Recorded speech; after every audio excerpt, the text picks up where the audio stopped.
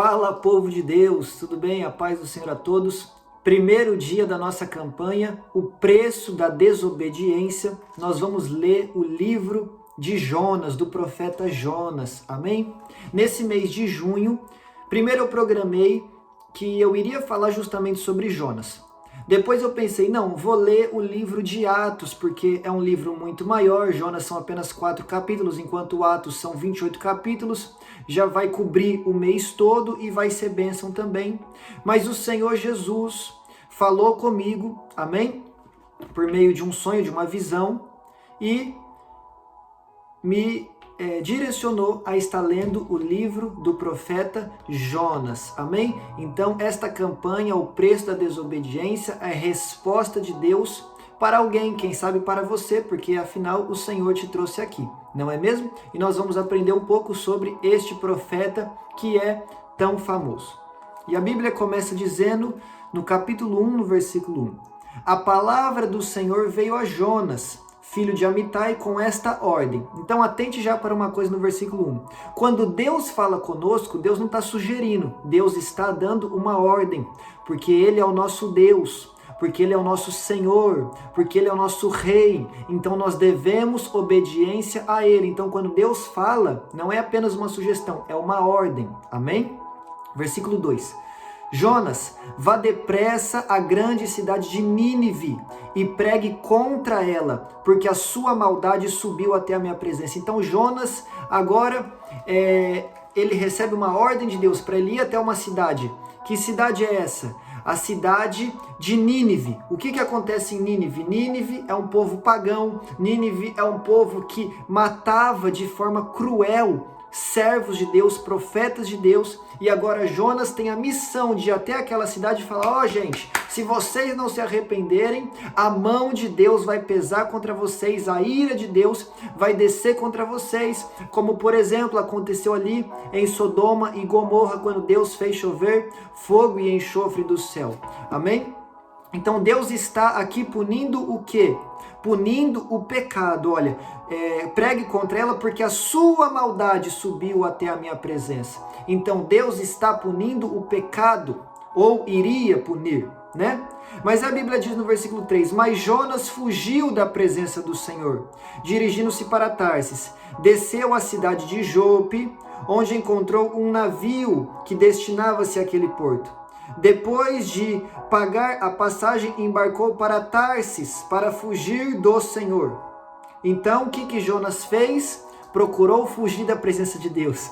Só que nós sabemos que não tem como fugir da presença de Deus. Salmo 139. Para onde irei? Para onde me ausentarei do teu espírito? Para onde fugirei da tua presença? É impossível. Se suba ao mais altos céus, lá estás. Se desça ao mais profundo abismo, lá estás também. Se tomo as asas da alvorada e vou ao mais profundo, aos mais confins dos mares, ali o Senhor está também. Se digo, farei a minha cama nas mais densas trevas, até as mais densas trevas são como luz diante dos teus olhos, Senhor. Não há um lugar sequer, meus irmãos, que nós podemos fugir da presença de Deus. Amém?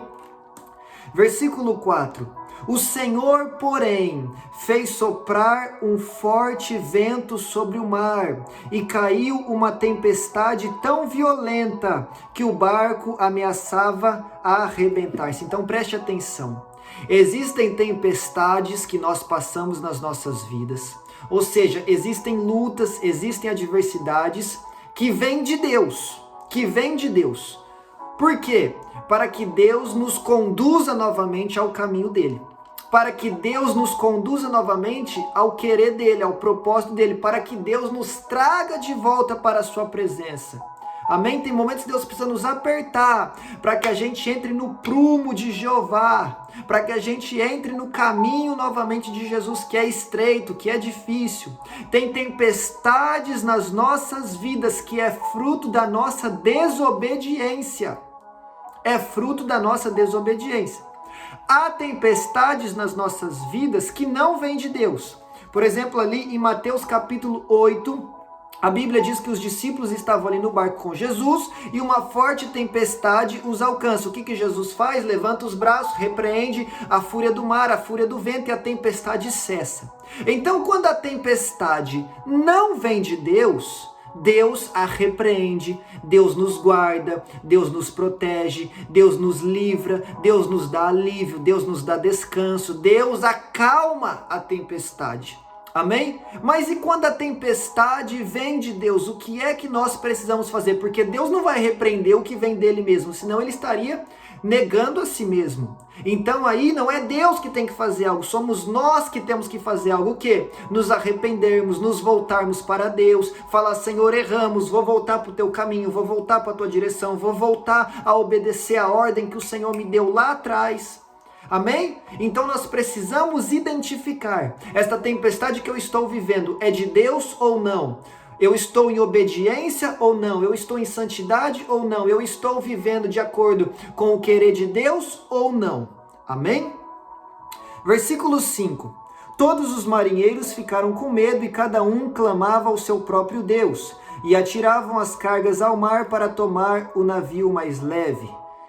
Enquanto isso, Jonas, que tinha descido ao porão, se deitara e dormia profundamente. O capitão dirigiu-se a ele e disse: como você pode ficar aí dormindo? Levante-se e clame ao seu Deus, talvez ele tenha piedade de nós e não morramos. Então preste atenção, Jonas está em desobediência, Jonas está fugindo de Deus.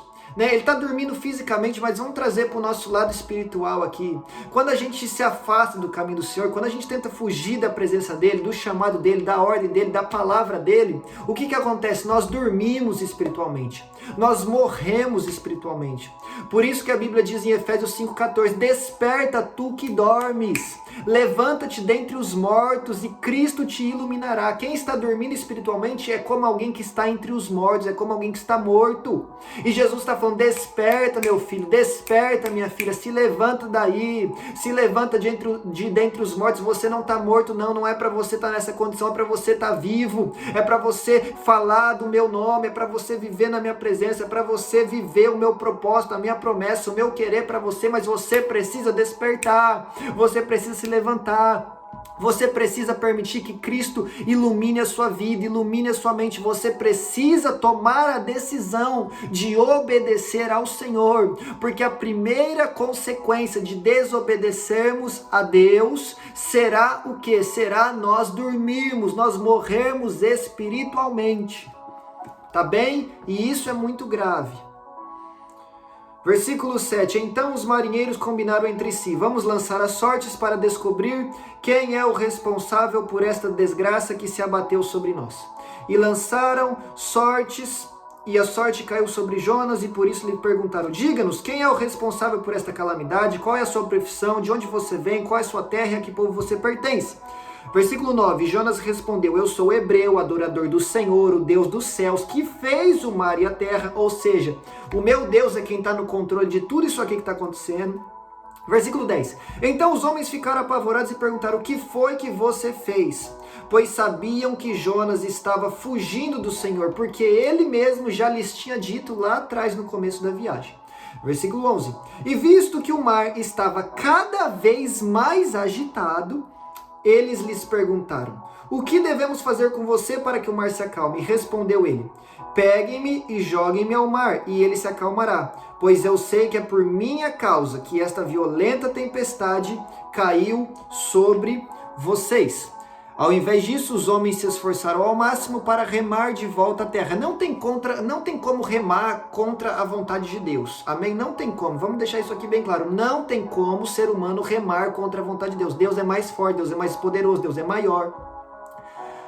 Mas não conseguiram, porque o mar tinha ficado ainda mais violento. Também não tem como. Versículo 14, eles clamaram ao Senhor: Senhor, nós suplicamos, não nos deixe morrer por tirarmos a vida deste homem. Não caia sobre nós a culpa de matar um inocente, porque tu, ó Senhor, fizeste o que desejavas.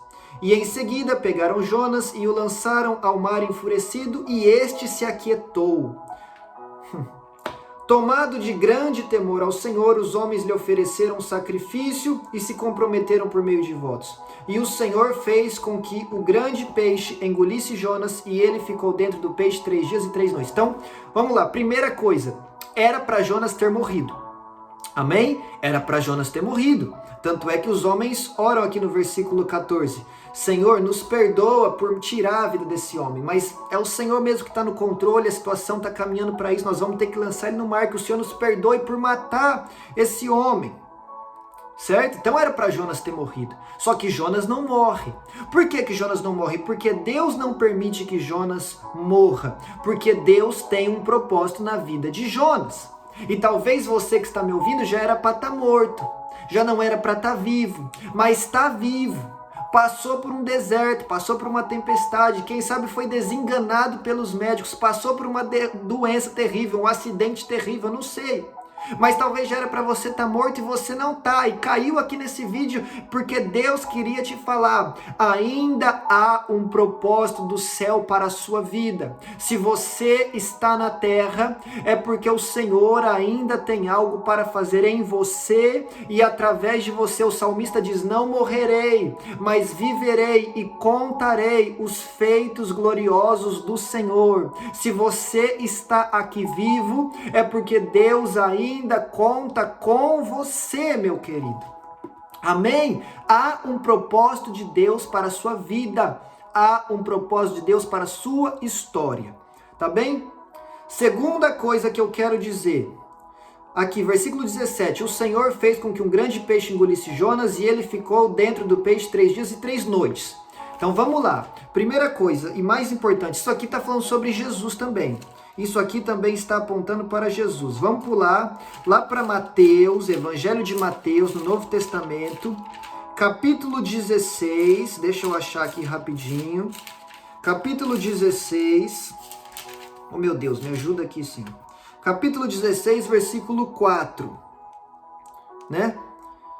Os religiosos estão pedindo um sinal a Jesus. E Jesus fala em Mateus capítulo 16, versículo 4. Uma geração perversa e adúltera pede um sinal milagroso, mas nenhum sinal lhe será dado, a não ser o de Jonas. Então Jesus deixou-se e se retirou. Então, os religiosos que não acreditavam em Jesus, que ele era o Messias, o Filho de Deus, o nosso Senhor, o nosso Salvador, o nosso Deus, tá aqui ó, Jesus, né?